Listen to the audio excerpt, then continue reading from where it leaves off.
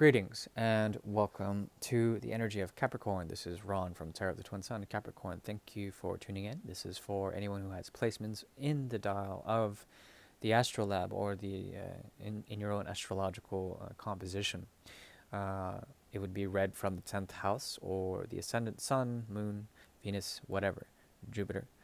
Anything that has to do with Saturnian energy, particularly in the realm of the 10th, okay? In the realm of Capricorn.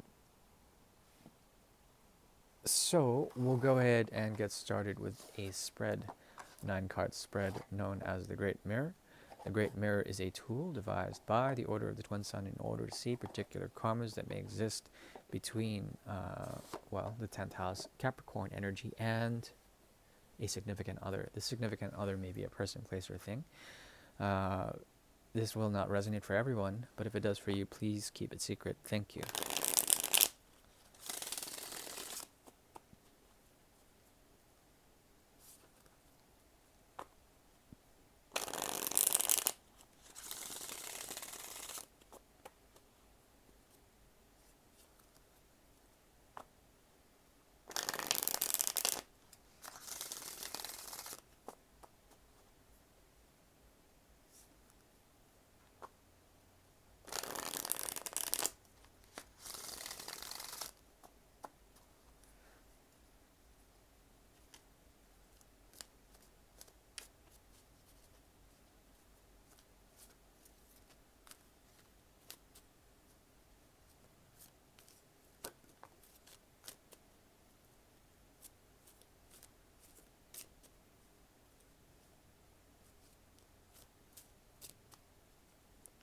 I can't believe this deck is from 1890. Whoa. So,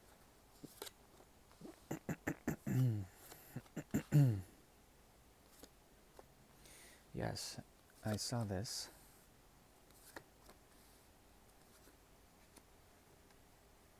Okay. High Priestess in reverse, Virgo in reverse.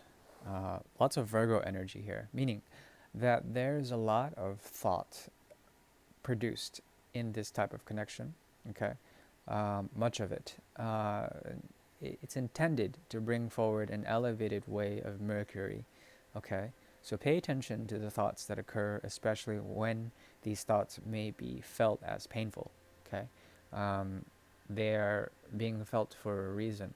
And why they're painful is because essentially every thought is an extension of the angst that we try to alleviate by putting meaning to things, okay?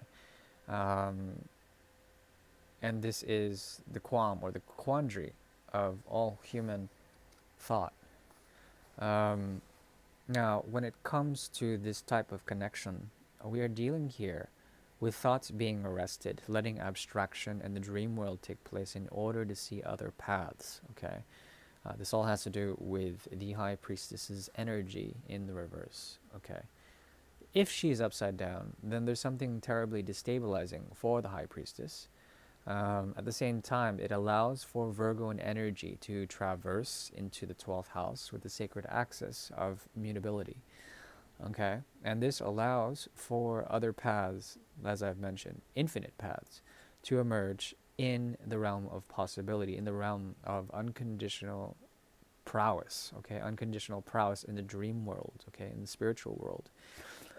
There's something about you that is searching for essentially a way into understanding why everything has felt extremely dry, okay, and this dryness that had actually produced in you a way to find the vine, okay? What I mean is that in this type of situation, in this type of season, there's an ability to procure the root and to find the vine, okay? As opposed to finding the fruit, you find the vine. And in the vine, there is that source energy, okay? Now, what I'm seeing here is an ability also to become devoted to a structure and a way of doing or thinking or seeing things that produces the element of the illusion of disunion. Okay, and this brings forth an identity. Okay, that allows you to find in solitude a connection. The irony is that the connection in solitude, in that loneliness. Okay, uh, in that aloneness, the ability to find oneness. Okay, this is a good thing. The difficulty is that there's someone that you're dealing with that has extreme conditions, terms and conditions that seem to apply to everyone but you. Okay, meaning that they find the seat of power uh, fixed between um, everyone else whom their attention is going to, and then there's you.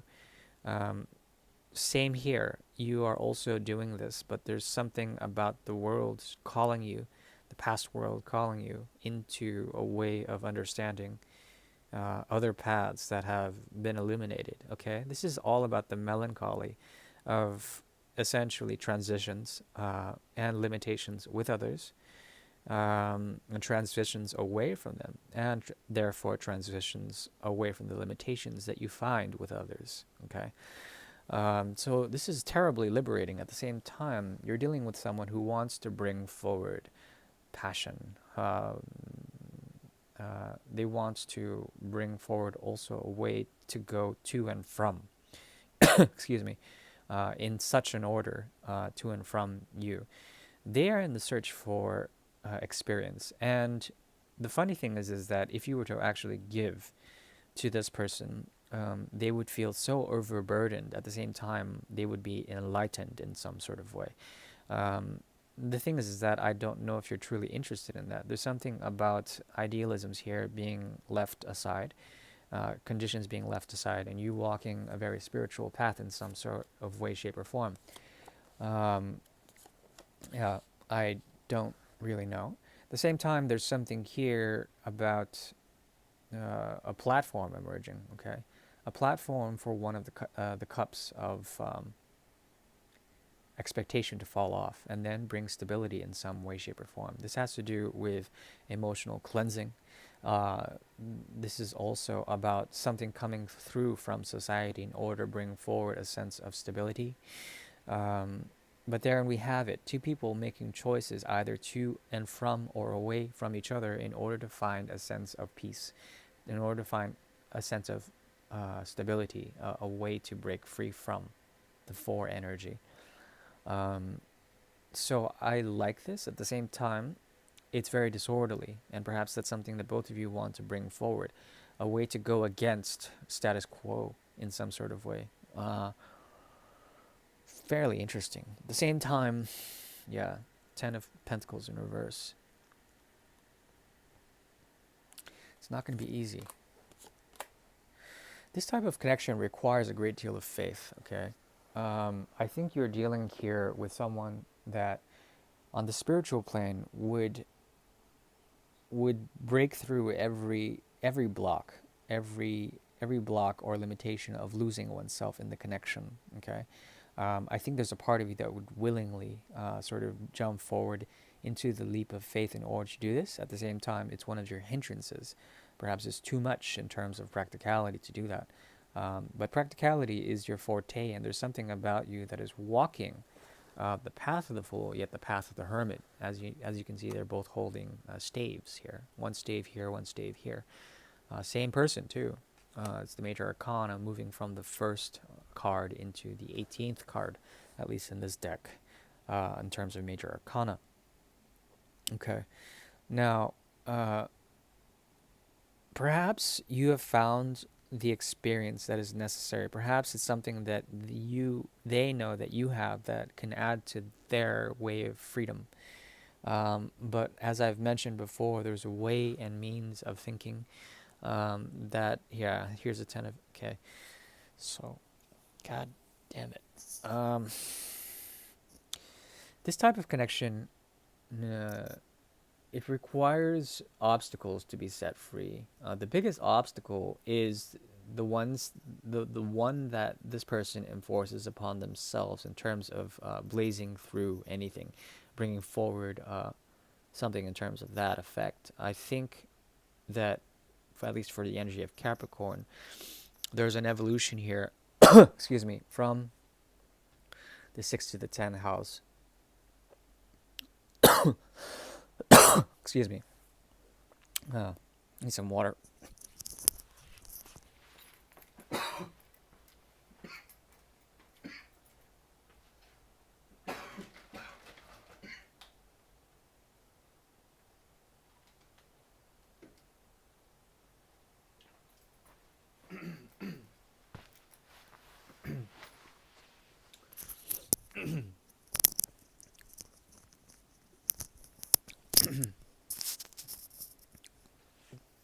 So it moves from the 6th to the 10th house,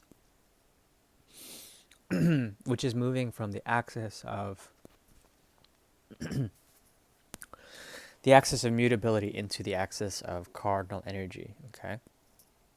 So in a way, you're above this. At the same time, there's a realistic approach here that has to do with method and praxis. Okay. To be realistic and grounded enough to explore the realm of the mind enough, even however painful, in order to find what is blocking this person. In a way, you can be a healer for this person.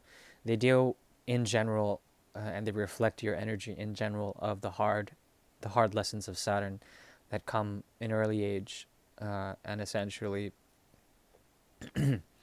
they bring forward a type of stability that comes through the iron, the cast iron sort of molding of Capricorn's energy, of Saturn's energy in the 10th house. Okay. At the same time, they're dealing with karmas, especially with their own external world, that provide us some of these obstacles.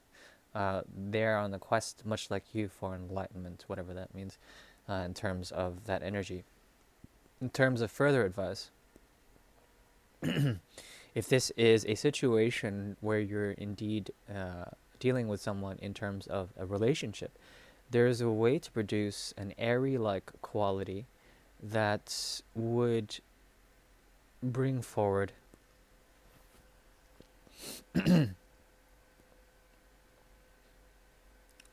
a way to hold on to these emotions, okay? They produce such an effect.